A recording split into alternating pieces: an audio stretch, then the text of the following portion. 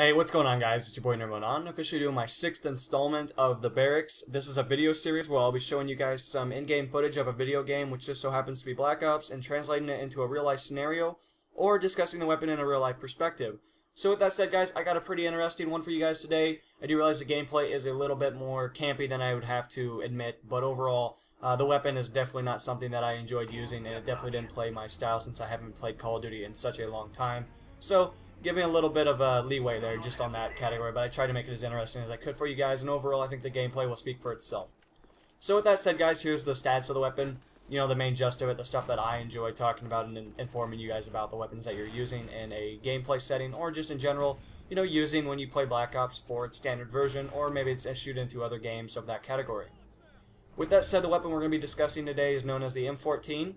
And the type of rifle, you know, what kind of rifle it is, what does it do, its main purpose on the battlefield. It is actually issued as a type battlefield rifle. It is basically a battle rifle slash sniper rifle. So it has aspects of, you know, an assault rifle, but in the same category, it still has that long range ability of a sniper rifle.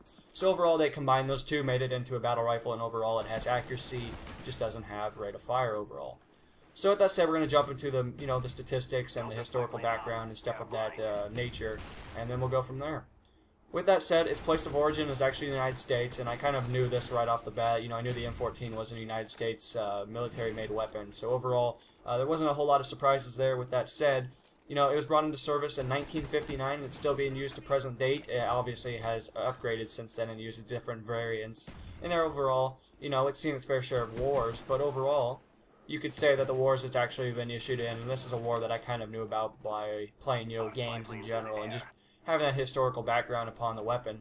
It was used in Vietnam, and, you know, it's been used from Vietnam till today's standards. So overall, you could have anything from Iraq and Iran war, Afghanistan, anything of that category, anything from Vietnam to present date, it has probably been issued and used upon the military.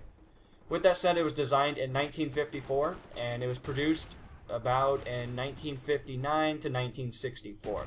With that said, the total number of copies that have been built for the rifle consist of 1.5 million copies of the M14's construction. That's a pretty good number. I mean, it sounds maybe not like a ton compared to maybe like an M16 or something like that, but overall that's quite a bit of weapons, and you know, usually don't see them from, you know, watching movies or anything of that standard for, you know, Afghanistan and Iraq and stuff like that. I never see really anyone, you know, walking around with an M14, so I found that number to be a little bit surprising, I guess you could say. With that said, there is a handful of variants, and I'm sure most of you guys have probably used it playing something of Call of Duty or Bad Company Vietnam, Bad Company 2, the Vietnam expansion, could be Battlefield 3. You know, other examples consist around, you know, that basis, but with that said, you're going to be seeing variants known as the M14E1, the M14E2, the M14A1, the M14K, the M21, the M25, the MK14 EBR, and the M1A rifle. So I mean, there are quite a bit of variants. It's changed quite a bit in the past. You know, it's had its different telescopic sights added to it, or different mechanisms, rounds. It could be anything from overall design, and from the one I'm looking at right now on screen, it looks like just the standard M14. It has a wood stock on it, so obviously, you know, that's changed quite a bit compared to today's standards, where a lot of it's just constructed in different formats. And overall, we try to, you know, stray away from the stuff that can break on the battlefield. But with that said, we're going to jump into the specifications. So overall, it's going to weigh about 9.8 pounds or 4.4 kilograms. That's empty, that's with nothing in it. And then it's going to go up to 11.5 pounds, 5.2 kilograms with a loaded magazine. With that said, the length is going to consist of 44 inches or 1,118 millimeters. The barrel length is 22 inches or 559 millimeters.